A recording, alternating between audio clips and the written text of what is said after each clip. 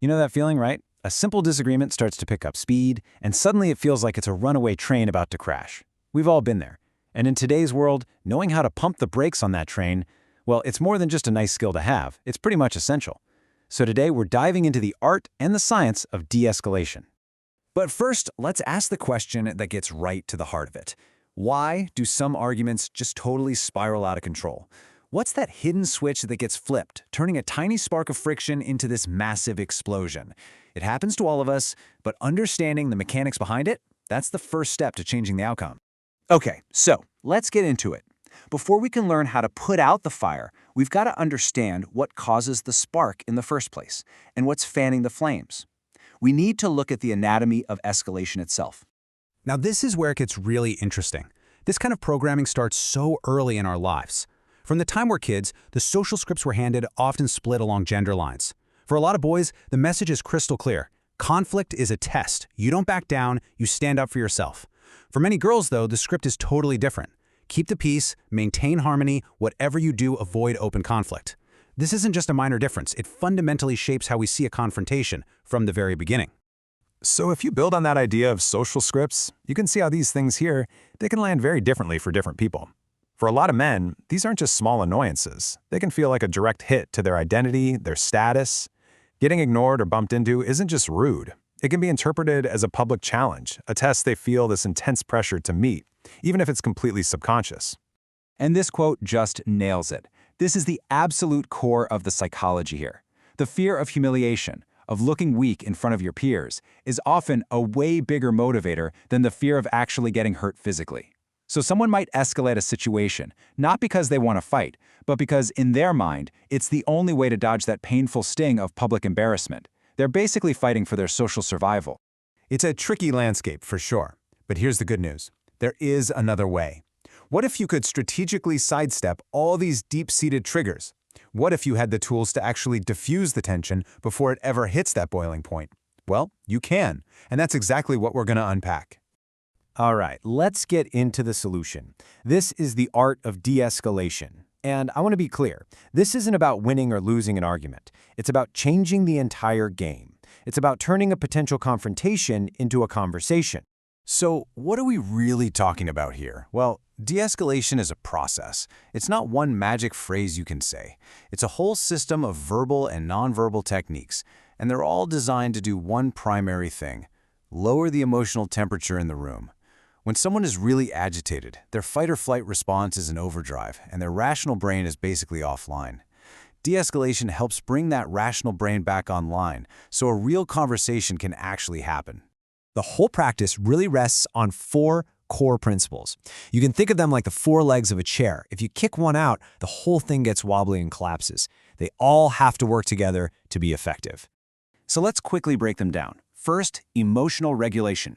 This one starts with you. You absolutely cannot calm a storm if you are also a storm. Makes sense, right? Next, spatial awareness. Giving people physical space is a nonverbal way of showing respect. Third, active listening. This means you're listening to understand, not just waiting for your turn to talk.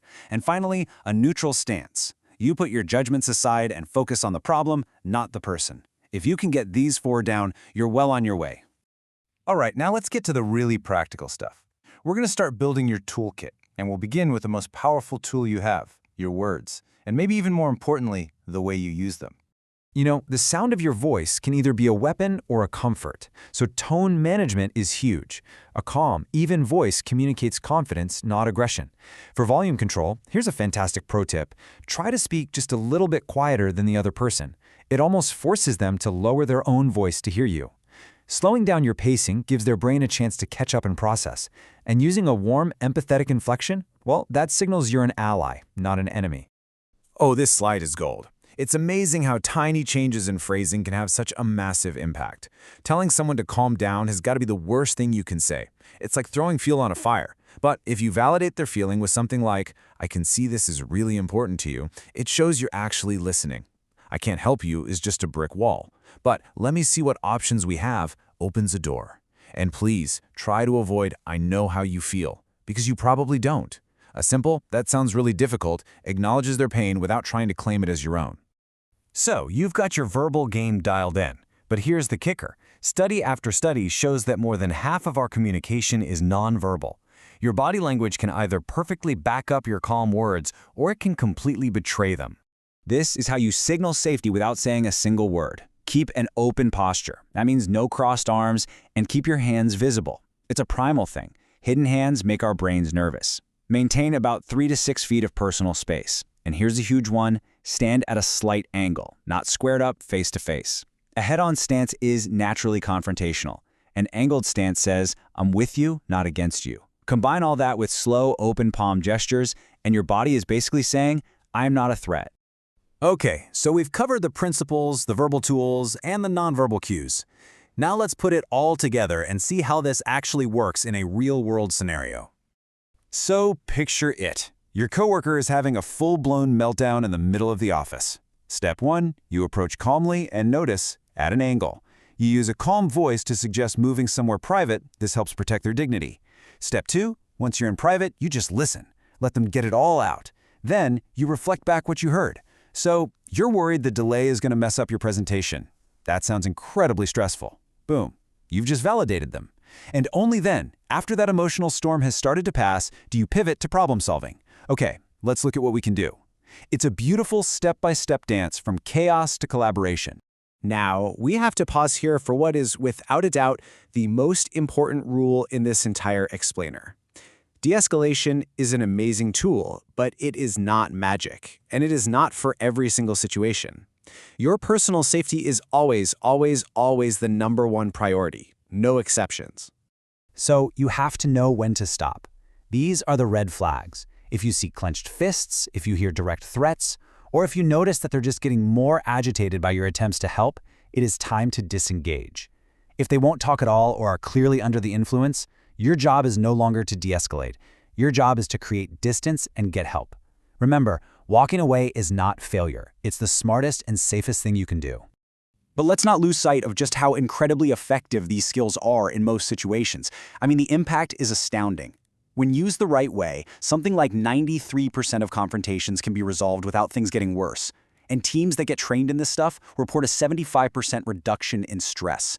This isn't just about avoiding a bad moment, it's about fundamentally making our workplaces and our communities safer and healthier. So, I'll leave you with this final thought. We're so often taught to see conflict as a threat, right? As a crisis that we have to either win or run away from. But what if we could reframe that? What if, with these tools in your back pocket, the next tense moment you face isn't a crisis at all, but an opportunity? An opportunity to actually listen, to connect, and maybe, just maybe, find a better way forward together. What would that change for you?